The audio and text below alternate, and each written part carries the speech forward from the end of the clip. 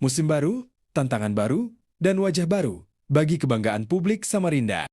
Borneo FC kembali bersiap mengarungi kompetisi Liga Indonesia musim 2026-2027 dengan ambisi yang tidak main-main.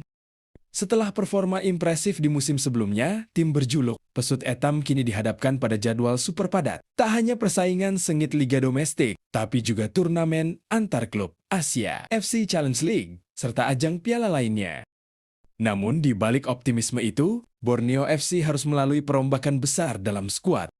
Sejumlah pilar inti hengkang, sementara talenta-talenta anyar mulai didatangkan ke Samarinda. Bagaimana strategi racikan juru taktik Mauro Jeronimo? Siapa saja rekrutan kunci musim ini? Dan sejauh mana kesiapan fisik serta mental skuad Pesut Etam? Mari kita bedah tuntas persiapan Borneo FC untuk musim 2026-2027.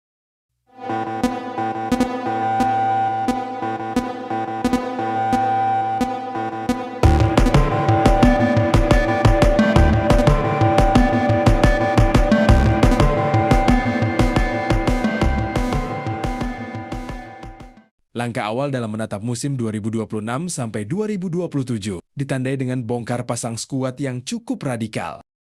Manajemen Borneo FC mengambil keputusan berani dengan melepas belasan pemain dari skuad musim lalu.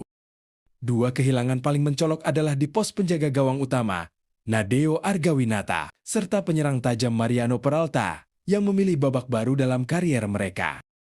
Kehilangan figur-figur kunci tentu menimbulkan tanya besar di kalangan supporter. Sanggupkah Borneo FC menjaga konsistensi permainan? Jawabannya langsung terlihat dari agresivitas pergerakan transfer masuk. Untuk menambal lini tengah dan daya serang, Pesut Etam mendatangkan gelandang petarung asal Afrika Selatan, Njabulo Blom, serta penyerang sayap lincah Kablan Devi Ngoma. Kombinasi pemain asing berprofil fisik tangguh dan pemain lokal potensial ini dirancang untuk menciptakan kedalaman skuad yang mumpuni. Pasalnya, bermain di 4 kompetisi sekaligus menuntut rotasi pemain yang matang agar tidak kehabisan bensin di tengah jalan.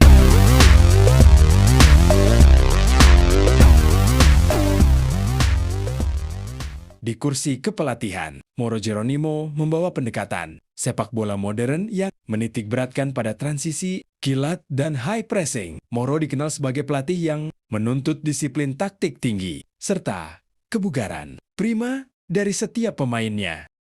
Dalam beberapa sesi uji coba dan game internal, ada perubahan nyata dalam skema permainan Borneo FC. Sirkulasi bola cepat, build-up serangan tak lagi berpusat pada umpan-umpan lambung panjang, melainkan progresi bola pendek dari lini pertahanan menuju gelandang jangkar. Agresivitas sayap. Kehadiran winger cepat dimaksimalkan untuk meregangkan blok pertahanan lawan, membuka ruang cutback bagi gelandang serang dari lini kedua.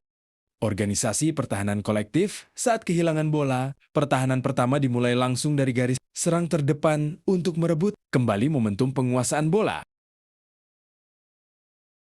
Fondasi musim ini dibangun lewat pemusatan latihan intensif di Yogyakarta yang diikuti lebih dari 30 pemain. Fokus utama staf pelatih di awal pramusim bukan hanya meningkatkan level VO2 Max, tetapi juga menyatukan chemistry antar pemain lama dan muka-muka baru.